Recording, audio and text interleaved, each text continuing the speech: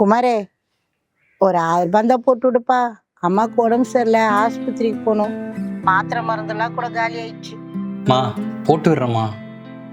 சரிப்பா.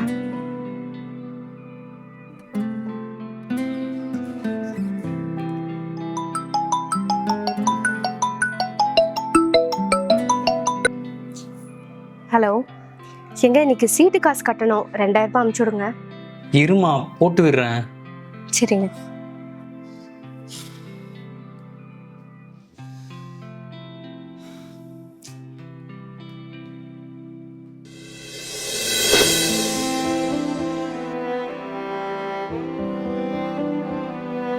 என்ன எப்போ பார்த்தாலும் அட்வான்ஸ்ன்னு கேட்டுட்டு இருக்க? ஒரு மாசமாவது அட்வான்ஸ் வாங்காமல் இருந்திருக்கியா? சார் இந்த மாதம் கொஞ்சம் டைட்டாக இருக்குது, அதான் சார். உனக்கு டைட்டாக இருந்தால் நாங்கள் தான் கிடைச்சோமா? சார் அடுத்த மாதத்துலேருந்து அட்வான்ஸ்லாம் கேட்க மாட்டேன் சார். இந்த ஒரு மாதம் மட்டும் காசு கொடுங்க சார், ப்ளீஸ் சார். உனக்கு ஹெல்ப் பண்ணுறது தான் இங்கே நாங்கள் இருக்கோமா? எங்களுக்கு கம்பெனி தான் முக்கியம். உனக்கு ஹெல்ப் பண்ணிகிட்டே இருந்தால் கடைசியில் ஓனர்கிட்ட நான் அட்வான்ஸ் வாங்குற நிலமை வந்துடும் போலியே. சார் ப்ளீஸ் சார், இந்த ஒரு தடவை மட்டும் சார், ப்ளீஸ் சார். என் பாருப்பா, அட்வான்ஸ்லாம் கொடுக்க முடியாது. வேணா முழு மாதம் சம்பளத்தை கொடுக்குறேன், ஆனால் அப்படியே வேலையை விட்டு போயிடணும், சரியா? சார் எப்படி அட்வான்ஸ் வேணுமா இல்லை வேலையை பார்க்குறியா? இல்லை சார், நான் போய் ஒர்க் பார்க்குறேன் சார். பையன்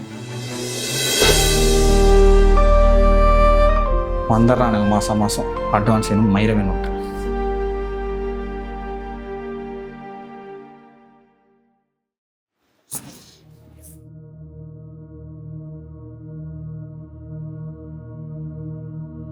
உங்களை மதியானமே காசு போட்டு விட சொன்னேன்ல, சரி போட்டு விடுங்க.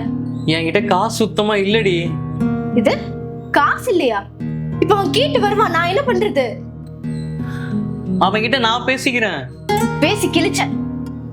வீட்டுல செலவுக்கு கூட காசு இல்ல. உனக்கெல்லாம் எதுக்கே கல்யாணம்? கல்யாணம் பண்ணிட்டு நான் தான் உதிப்பட வேண்டியதா இருக்கு. இன்னும் சொல்லி தப்பே இல்லை. இதெல்லாம் தெரிஞ்சு உனக்கு என்ன கல்யாணம் பண்ணி வச்சாங்க பாரு, உங்களை சொல்லணும். சீ.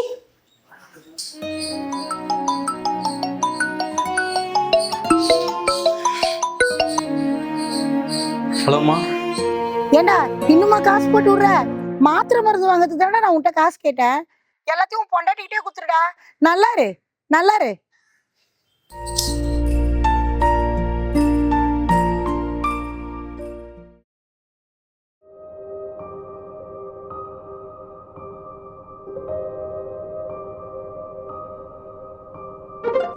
பூஜா பூஜா, என்ன?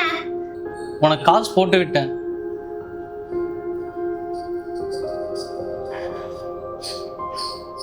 சரிங்க.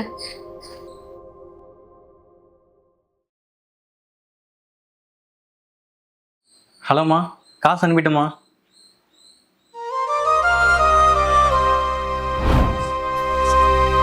என்னாச்சு மச்சான், சோகமாக இருக்க?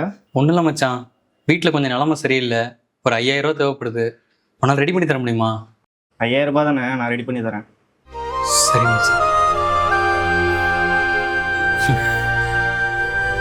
எங்கள் காசுக்கு தான் மரியாதை இல்லை. காசு இல்லைன்னா வீட்டில் ஒரு மனுஷனா கூட மதிக்க மாட்டேங்கிறாங்க. எல்லா குடும்பத்தோட நிலைமையும் இப்படி தான் இருக்கு.